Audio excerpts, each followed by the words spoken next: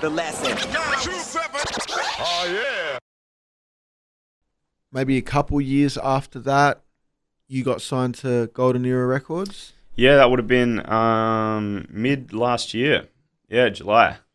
Wow, man. Congratulations, dude. Thanks, man. That's like, if you grew up in Adelaide with a pen and a pad listening to the Hoods and shit. Super that's kind of like, what I think most would aspire to and love to. Yeah. Yeah, I mean, you aspire to just do your music, but to have like the dudes that you think are the best at it in your corner, particularly for someone who did so much music alone and like you kind of sitting in your room spending hours on the shit, like, is this even kind of working? I never really had someone, I always had the respect of my peers, but I didn't really have anyone who would be like, yeah, I fully believe in this. Like, I'm going to sign you and we're going to try and do something with this because I think it'll work. So for it to be them was like super dope, super humbling. And I just went nuts. I went straight in the studio and just did a heap of music. So when exactly did that happen? I got my chain in July, but we didn't announce it till December. Yeah, okay. Yeah. We were just keeping it quiet. I had it under my shirt even when I came here. But I was sleeping in that thing for the longest, man. And yeah. So did you... Super stoked. Did you see it coming when they asked you? Not particularly, but I had just spoke to Ben Martin, who's the label coordinator and like the label manager now.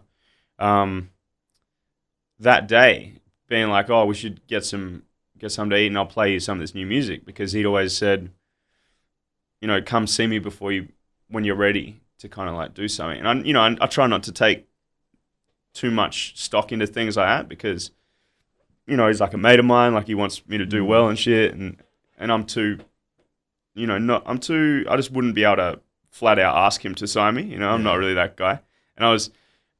But he was like, yeah, cool, we'll catch up during the week. And then 2 hours later, we'd kind of had the discussion with the Hoods there. So it happened pretty quick. But it was good though, because like I said, it would have been weird to try and go into like a meeting style situation with people that you're mates with and like sell yourself. Like, well, I can jump 2 meters, I can run this speed. Like, it just would feel weird. So yeah, it was really cool, man. Really dope moment. And then, so I guess, being part of that clique, you get a bit of a hand with like production stuff from dudes like Suffer. Well, just like insight, even me and Trials, who, we've been mates for over 10 years now and worked together a lot of that time.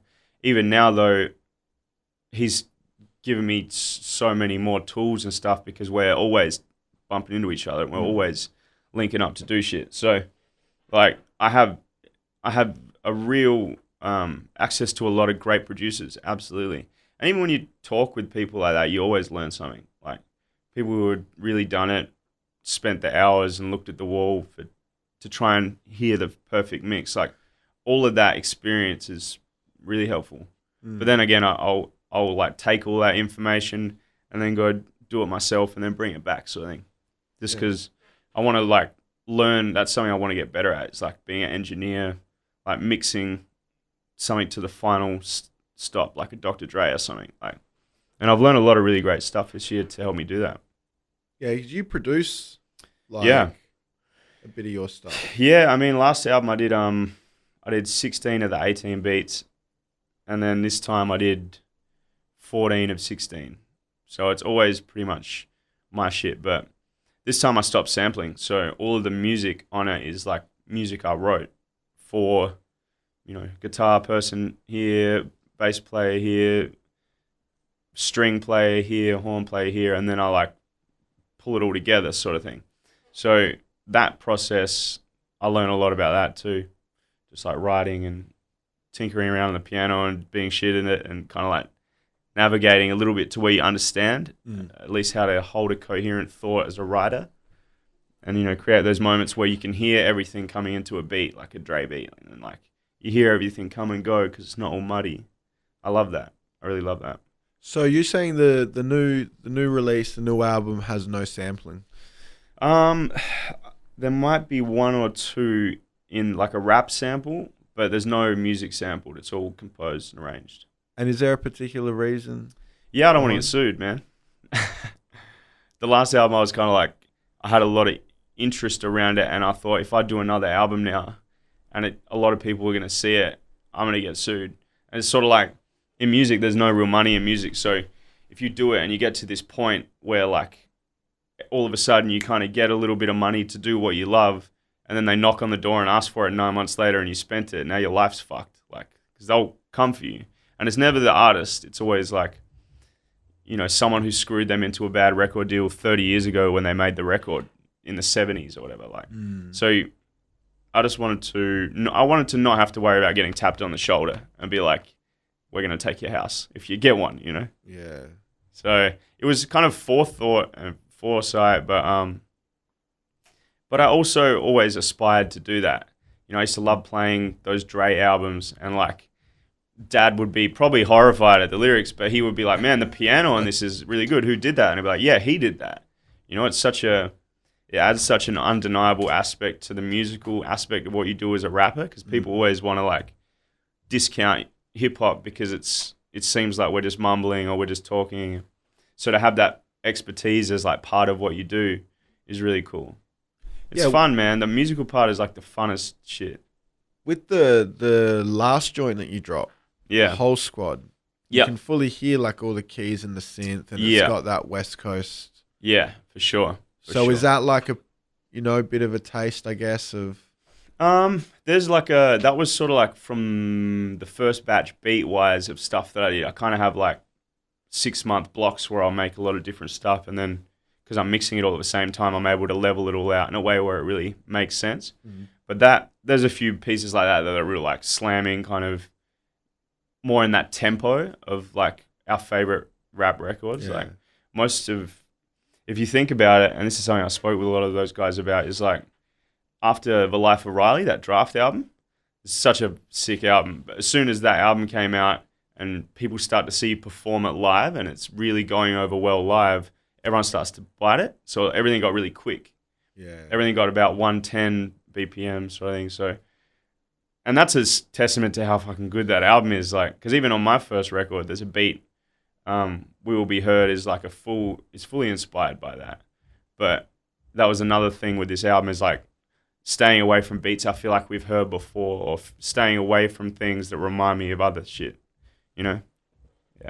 And have you got any of the sort of trappy sound stuff scattered a bit through there, I imagine? Yeah, absolutely. Well, that's something that I've been playing with for like the last 4 or 5 years too, from like Bad Kids Camp or up. That was inspired by DJ Butcher. Like, Butcher's super crazy, man. Like, Queensland. Super crazy. Yeah. Yeah. Yeah, he used to do stuff with Crate Creeps and all them. Yeah, man. But I had this beat that was in that vein. It was the Bad Kids Camp beat. And I sent it to him and said, hey, can you put some bass on this? Like, I just want to hear that bottom end on this track. And he sent back a whole new beat with the same horns, like the same tempo and everything. And that's why that song kind of evolves around itself. And I ended up making a third part of it and, twisting around, right? But he came to town to shoot the video and he played me a whole bunch of his beats. And I was like, man, this shit's heaps better than my shit. Like, it was so good. It was like, and this is before I'd learned so much in the last 5 years about mixing, because he was a really great mixer as well. But I'd be playing my beats, and be like, man, my shit sounds thin. Like, it sounds light. It sounds flat. And then, he'd be playing shit, and I'd be like, this is crazy. Like, this is a hit song without anyone on it. And that's sort of like, because I'm an MC producer, I never really focused on being a great producer. It was always to have beats to rap on. So once I really wanted to be a great producer, that's when I started to like be able to identify something like that in a Butcher and be like, man, that's really ill, and like use that to kind of fuel me. So that's sort of where you started dabbling with the more trappy sort of shit? Yeah, for sure. And we've been listening to grime for the longest and shit like that, so that a lot of those beats are in a similar pocket now. And, even if they're the current traps, like 120 and 125, like Cardi B and shit like that, and obviously Grime's 140, but it's similar sounds, similar hi-hats, similar knock. It's in that halftime pocket almost. Can you give us any sort of insight into features or who does the other production or title? Oh, what? Sorry? title of the title's Make Yourself at Home. That's the name of the album. The producers, obviously I did a bulk of it. Cam Bluff has a beat on there.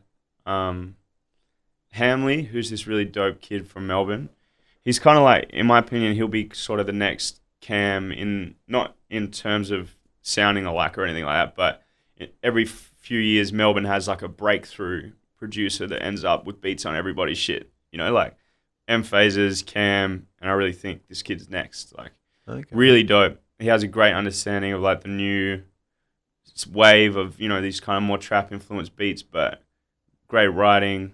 You know, he's really cold. So he's got a joint on there, and he actually did a lot of the bass on the album. I would make my arrangements with like, you know, really lush instrumentation and things like that from all these different musos I've worked with, and then I'd send it to him to give that like modern bottom end, just to like really pull it all together. So he's been a part of it. Trials, again, like he doesn't have a beat per se, but we co-produced a lot of stuff on there because I would take beats to him and then he'd play layers on them that become like such a big part of the song.